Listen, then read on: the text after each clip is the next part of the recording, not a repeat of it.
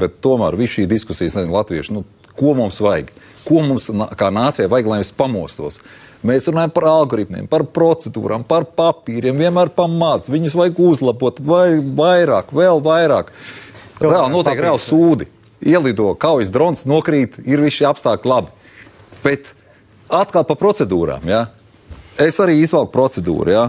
Nacionālās aizsardzības koncepcija, svarīgs dokuments, ja? Šeit var ar humoru lasīt par to, ka 34. pantā, šajā kontekstā, kā mēs šeit esam, visas sabiedrības atbildīga attieksme pret valsts un tās drošību, valsts institūcijas savstarpējā sadarbība, efektīva publiskās un privātās partnerības sadarbības mehānismi un sabiedrības pašorganizēšanās ir priekšnoteikums jebkura krīžu pārvarēšanai, ja?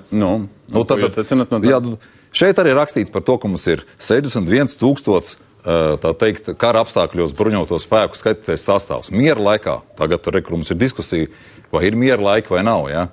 31 000. Mēs zinām, cik ir zemesardzes sastāvs. Mēs zinām, cik ir mehanizētā brigāde.